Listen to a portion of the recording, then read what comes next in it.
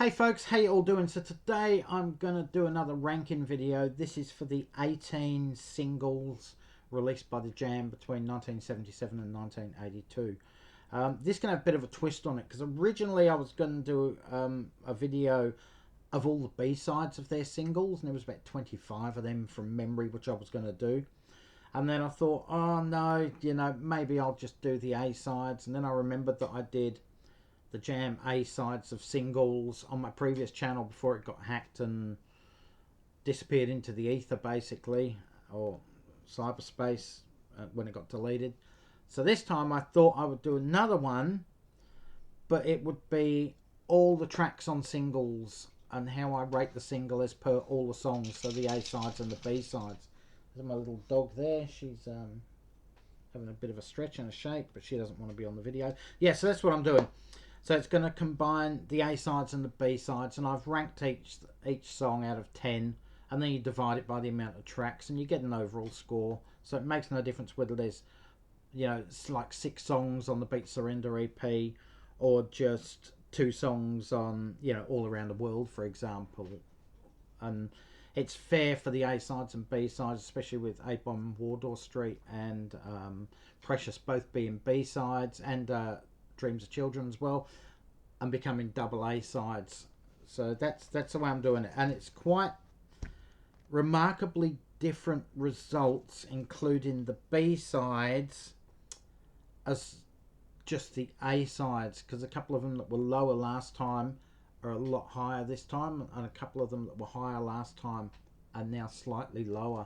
So yeah, it's come out pretty interesting. So here we go anyway. So at number 18 on my list, I have their third single from 1977, The Modern World. The B-side songs on this are 2 live versions, Back in My Arms Again, Sweet Soul Music, both Motown songs. Plus we have Bricks and Mortar on this one as well, which is from their debut album. The thing that lets this one down, puts it in final spot for me, is the recording of the 2 live tracks, the 2 Motown tracks. And I don't think punk music and raunchy guitars and thrashing guitars go well with Motown, and angry vocals. It just doesn't work.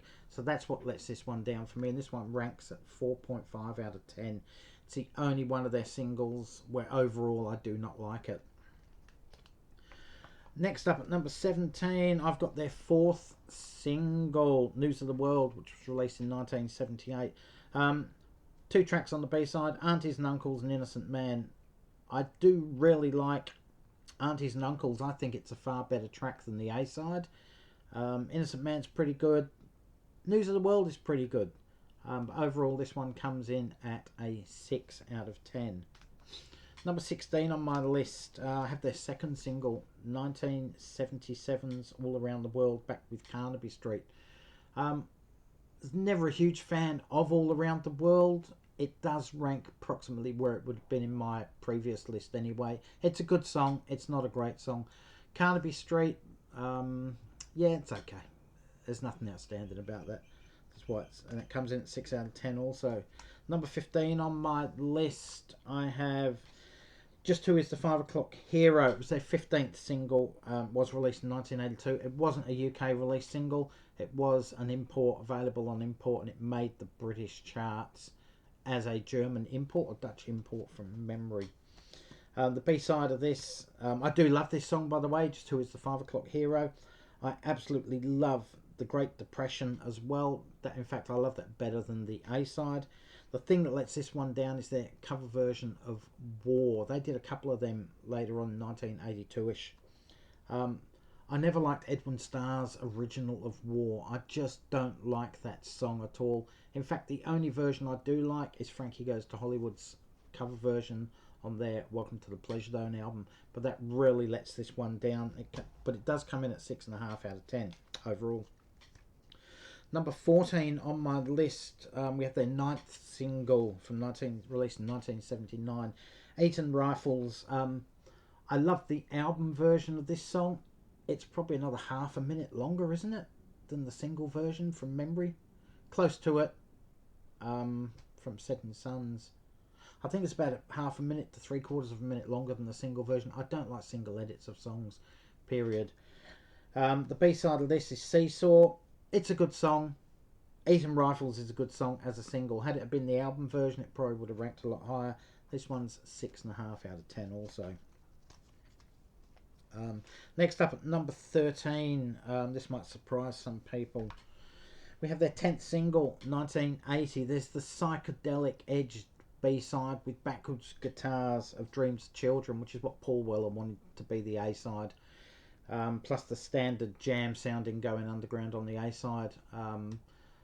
So to satisfy Paul Weller and what he wanted, it was released as a double A-sided single. I do not like Dreams of Children. I can't stand it. I just don't like it. I don't know why, but I just don't. But I absolutely love Going Underground.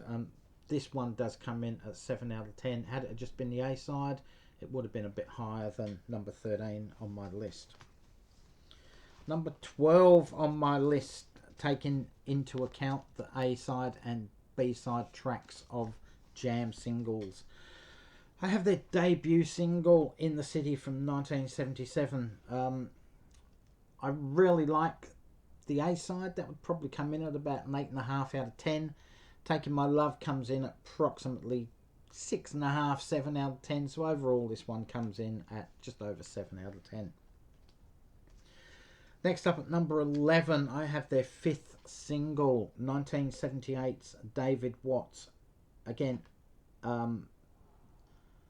double A-side with A-Bomb in Wardour Street. David Watts can take or leave that song, really. It's pleasant enough cover version. But it's just, yeah, it's pleasant. It's pleasant enough. But A-Bomb Wardour Street is absolutely spectacular, and that's what pulls this one up to a 7.5 out of 10 for me. Heading into my top 10, I have at number 10 their 13th single, their first release of 1981, and only 2 singles were released that year, no studio albums. I got Funeral Pyre, back with Disguises.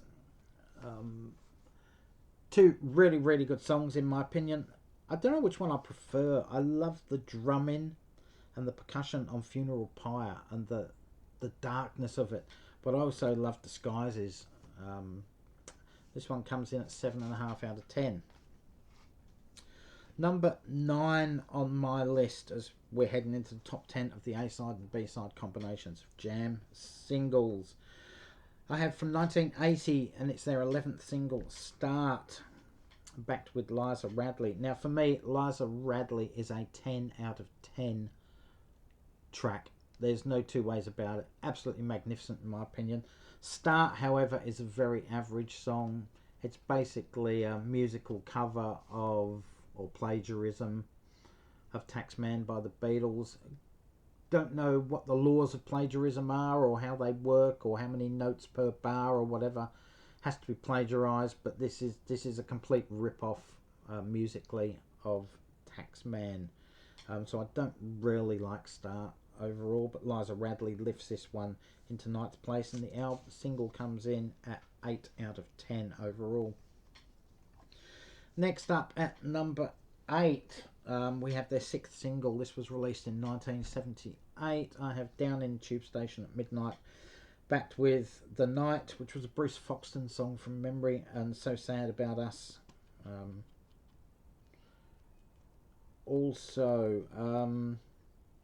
This one comes in at 8 out of 10. I really like The Night. I really love So Sad About Us. Tube Station itself is a bit shorter than the album version from memory. It's just a bit shorter. It just doesn't hit it. And again, another single edit. This one would have come in a fair bit higher had it have not been a single edit and a full length version like the album version, but it still comes in at a pretty good 8 out of 10. Next up, coming in at number 7 on my list, I have the 18th and final single. This was released in 1982, and it's The Beat Surrender. If you guys remembered, this was number 2, I believe, on my previous Jams ranking singles video. Again, I love Shopping. I love both the covers on here. The She Lights, Stoned Out of My Mind, and Curtis Mayfield and the Impressions, Move On Up. Absolutely brilliant. I love the jazzy vibe of Shopping as well.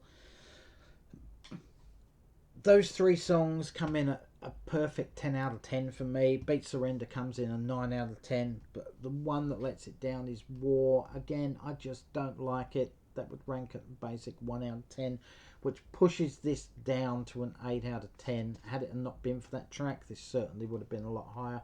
And I like the way this one has actually got the gatefold sleeve, just like the original EP single cover. Number 6 on my list of combined A and B sides of Jam singles. I actually have this one, which was a lot lower in my previous list.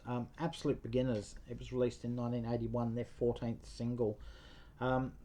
Very average single in my opinion. Nothing outstanding. Nothing other than bland song in my opinion. I do like the horns on it, however. The thing that lifts this is Tales from the Riverbank. When you think that Paul Weller was like 21 probably when he wrote this, released when he was 22 years of old, this is streets ahead of what Lennon and McCartney were doing at age 21, 22. It's just, it shows you the quality of Paul Weller's work at that age.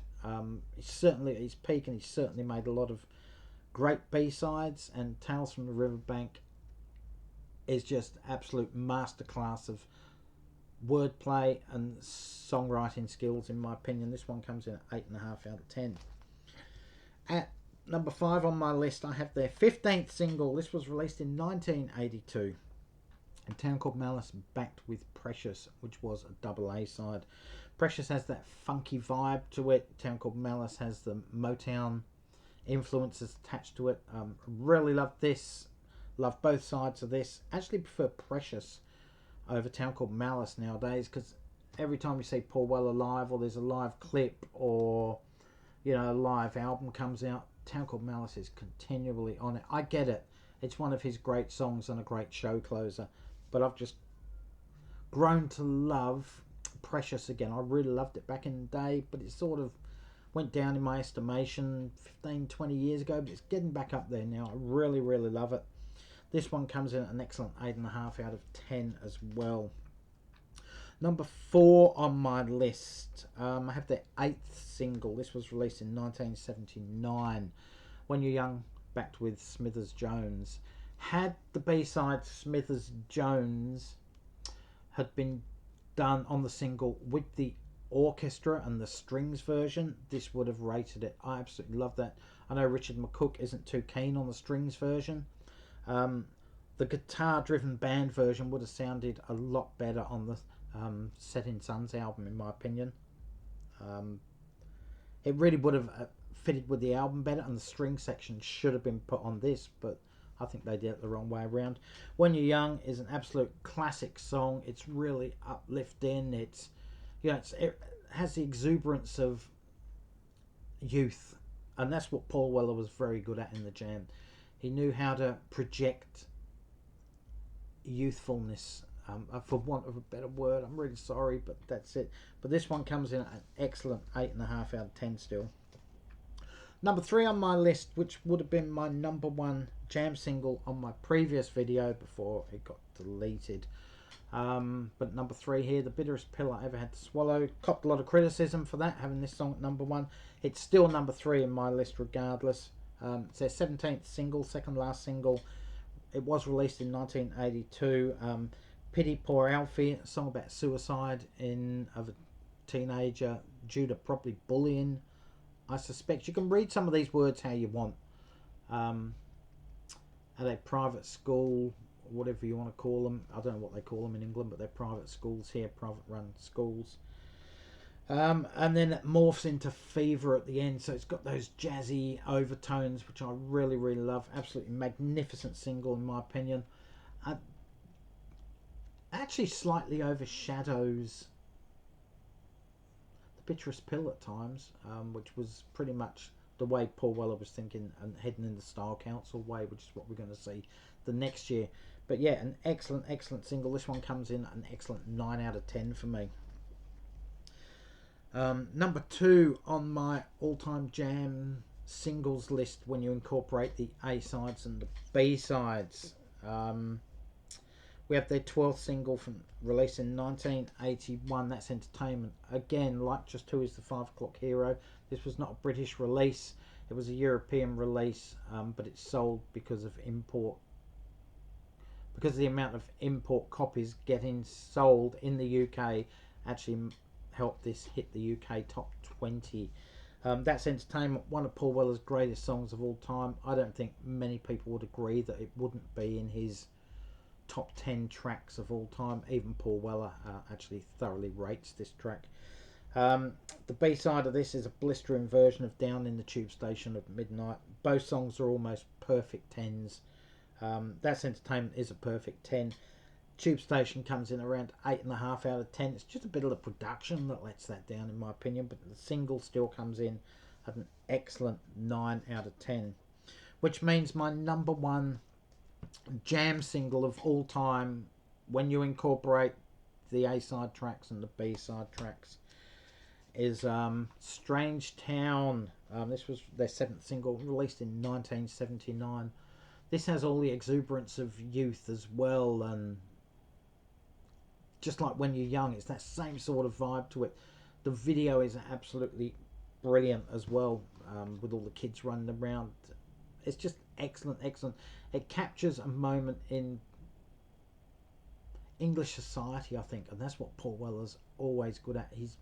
He gets into the little niche of things, just like Ray Davies did, and so he's certainly up there. Butterfly Collector, absolute masterclass of a song. I mean, Paul Weller was 20 when he wrote this song. You know, at age 20, Lennon and McCartney were writing P.S. I Love You and Love Me Do. At age 20, Paul Weller's writing Butterfly Collector. This is pretty much up there as his, possibly, it's not the same theme or anything, but it's up there with Paul's, you know, Eleanor Rigby or John's In My Life, for example. It's just that masterclass of songwriting that is just the pinnacle of what he achieved. It's just absolutely brilliant. Yeah, Strange Town comes in at 9 out of 10. Butterfly Collector comes in at a solid 10 out of 10. It's absolute perfection in my opinion, and that's why this one comes in number 1 in my list of Jam singles.